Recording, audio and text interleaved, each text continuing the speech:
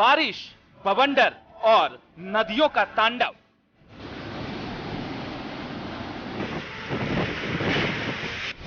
उत्तराखंड में बारिश की विनाश लीला।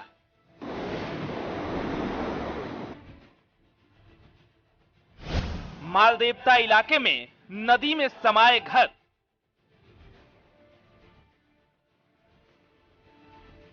तस्वीर हम दिखाना चाहेंगे अपने दर्शकों को। देखिए किस तरीके से लोगों के जो घर है वो यहाँ पर तबाह हो गए हैं और नदी का ये तेज वेग आप देखिए, रोड पूरी बंद हो चुकी है, पहाड़ों से पूरा मलबा जो है वो यहाँ पर आ रहा है और उसके बाद सड़क का पूरा ये हिस्सा यहाँ पर जमींदोज हो चुका है, पूरी तरह से ढह गया है। और यहाँ पर ये जो आधा हिस्सा भी देख रहे हैं ये भी कभी भी जिस तरीके से बारिश हो रही है उसके बाद जा सकता है। सड़क बंद, घर छोड़ने को मजबूर लोग।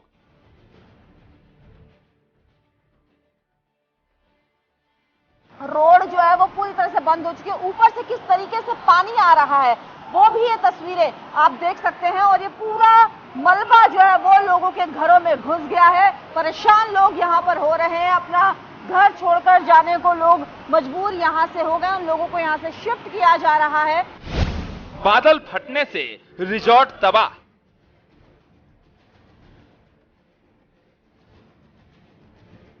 यही वो रिजॉर्ट है जहां पर रात में लोगों को जब तेज बारिश हुई लोग फंस गए थे और उसके बाद पुलिस प्रशासन एसडीआरएफ की टीम ने लोगों को निकाला। और आप देखिए गाड़ियां किस तरीके से यहाँ पर फंसी हुई है। क्लाउड बर्स्ट इसी इलाके में यहाँ पर हुआ है। सौंग नदी में समाये कई घर।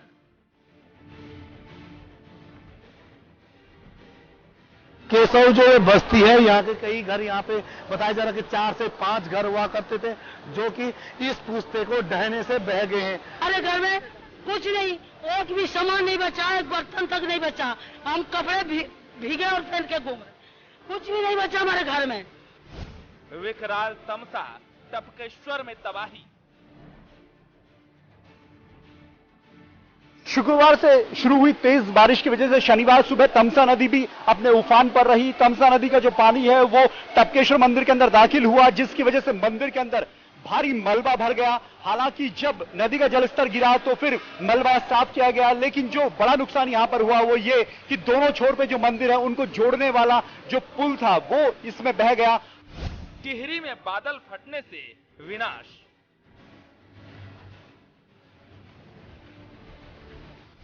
अभी आफत के 48 घंटे बाकी। हिस्सा यहाँ पर ढह गया है और जिस पुल पर हम इस वक्त खड़े हुए हैं ये भी यहाँ पर काफी रिस्की बना हुआ है, इसलिए यहाँ पर भी आने से रोका जा रहा है। नदी का तेज बहाव भी आप यहाँ पर देख सकते हैं किस तरह से नदियां उफान पर आ गई हैं। 24 घंटे की बारिश के बाद इस तरह की स्थिति यहाँ पर हो गई है। प्रदेश भर में तेज बारिश का अलर्ट अगले 48 घंटे के लिए भी मौसम केंद्र की तरफ से जारी किया गया है। पहाड़ पर पानी का तो इस वक्त पहाड़ पर आफत की बारिश हो रही है, कहीं पहाड़ दरक रहे हैं तो कहीं बादल फटने से तबाही की तस्वीर सामने आ रही है। देहरादून के मालदेवता और टिहरी में बादल फटने से भारी तबाही हुई है। टिहरी में 2 लोगों की मौत की भी खबर है। देखिए पहाड़ पर जल प्रलय की बेहद डरावनी तस्वीर। सरखेत के उसी इलाके में हम मौजूद हैं जहां पर क्लाउड बर्स्ट हुआ है और आप ये देखिए घर किस तरह से मलबे में यहाँ तब्दील हो गया है। जो लोग इस घर में रह रहे थे वो खुशकिस्मत है कि उनकी जान यहाँ पर बच गई। और वो आ गई, वहाँ नदी आ गई, कहाँ जाना उधर गए पशु सब 5-6 बच्चे सब चलिए सब बच गए। दबिया लिखित दबिया। हम 11:30 बजे नींद से जागे थे, हम जैसे बारिश तेज हुई तो हम उठ गए थे। फिर हम देखने गए, इधर उधर देखा, और जब तक हम वहाँ से इधर आए तब तक यहाँ पूरा हो गया था। तब तक हमने बच्चे बचाए, पशु था हमारे दब गए, सब दब गए। और तो ये आप देखिए किस तरह कितना नुकसान इस इलाके में यहाँ पर हुआ है क्लाउड बर्स्ट की वजह से। और ये पूरा इलाका सरखेत का लोग अब यहाँ से शिफ्ट हो रहे हैं, नीचे की तरफ जाते हुए नजर आ रहे हैं ताकि वो सुरक्षित स्थानों पर पहुंच सके।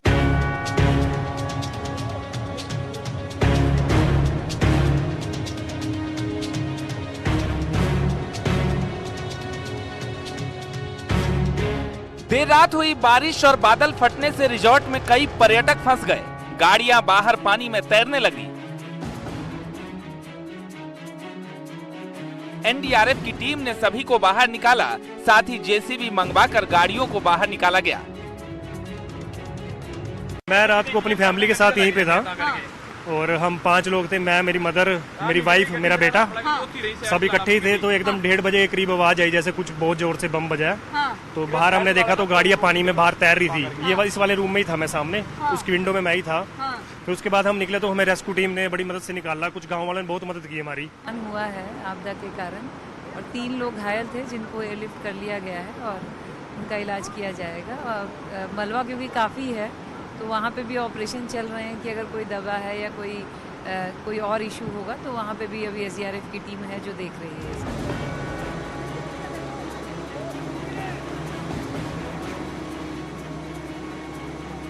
बारिश के कारण सरखेत इलाके में सबसे ज्यादा तबाही देखने को मिली।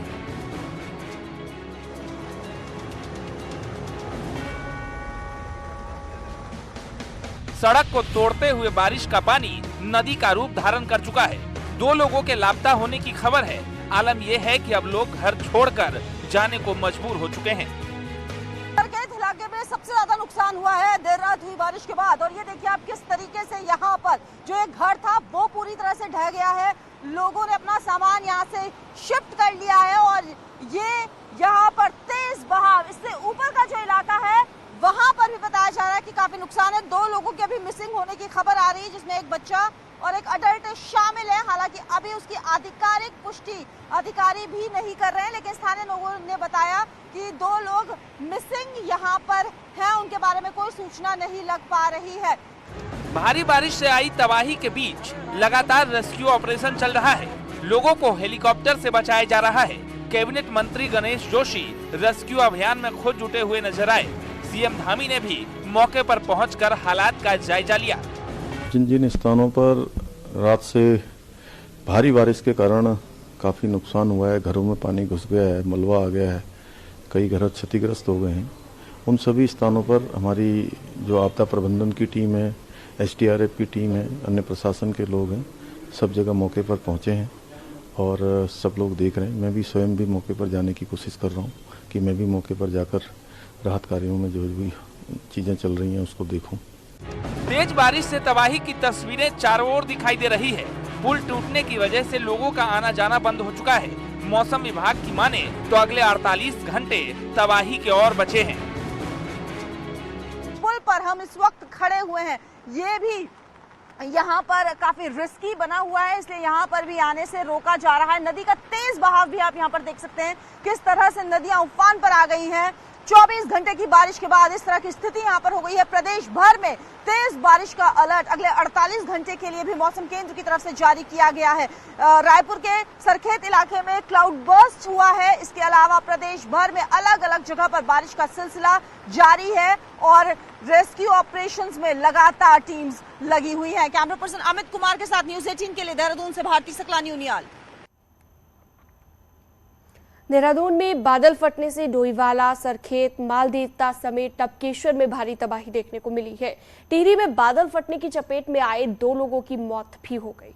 सोंग नदी की चपेट में कई घर समा गए तो देहरादून का जॉली ग्राउंड एयरपोर्ट भी पानी से भर गया। देखिए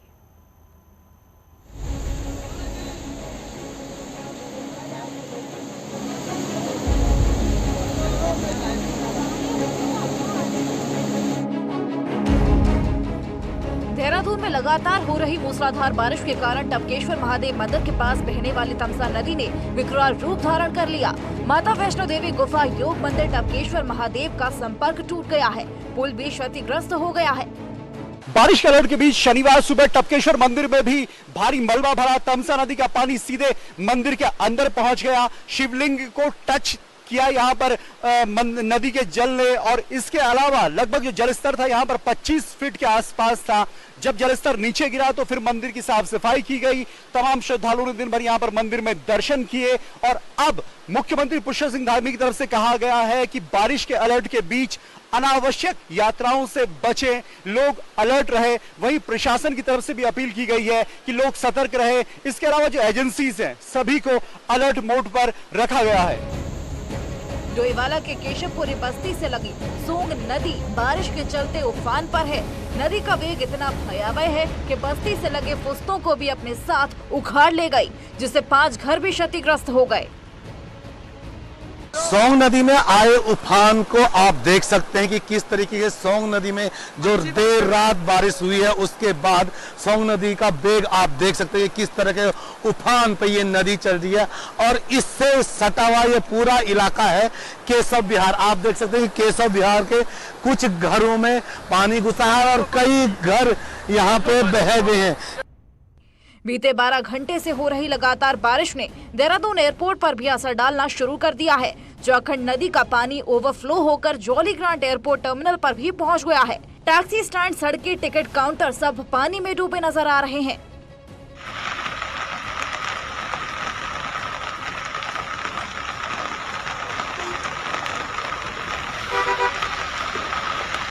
टिहरी जिले के धनौल्टी क्षेत्र में बादल फटने से भारी तबाही हुई है और सोंग नदी का जलस्तर बढ़ गया है, जिससे सेरा, चिफल्टी, तौलिया काटल, धोलागिरी, भरवा काटल, गवाली डांडा में भारी नुकसान हुआ है।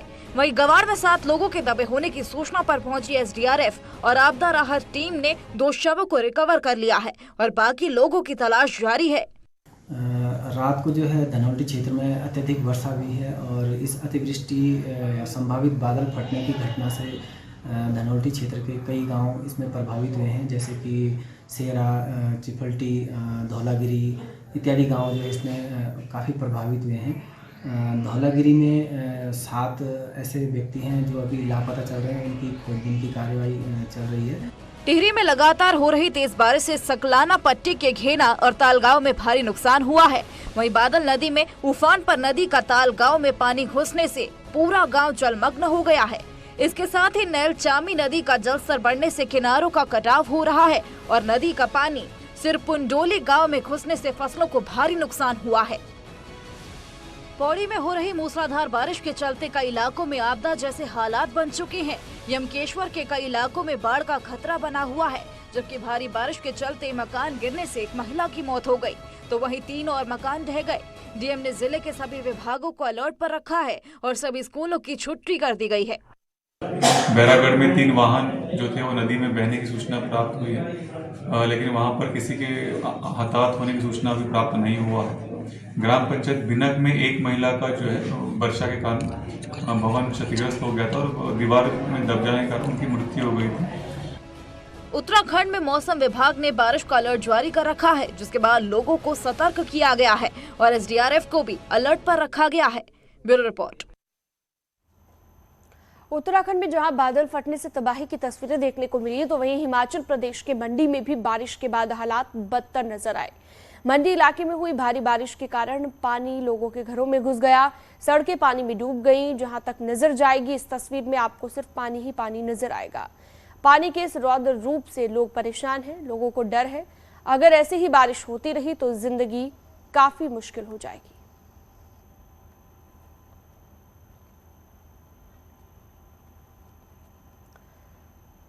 दूसरी तरफ उत्तर प्रदेश के प्रतापगढ़ में आए बवंडर से भारी नुकसान देखने को मिला। इस तूफान में कई पेड़ और बिजली के पोल उखड़ गए। 15 से ज्यादा घरों के क्षतिग्रस्त होने की सूचना है। कच्ची दीवार गिरने से एक महिला गंभीर रूप से घायल हो गई। बवंडर के साथ आए तूफान के कहर ने गांव में कोहराम मचा दिया।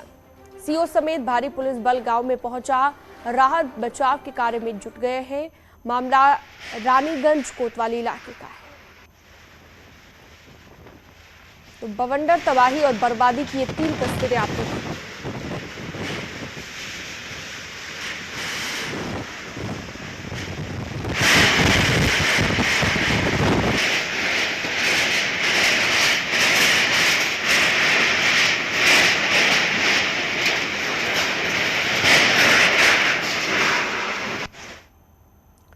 उधर संगम नगरी प्रयागराज में गंगा और यमुना दोनों नदियों का जलस्तर लगातार बढ़ रहा है। संगम क्षेत्र के सभी घाट पूरी तरह से जलमग्न हो गए हैं।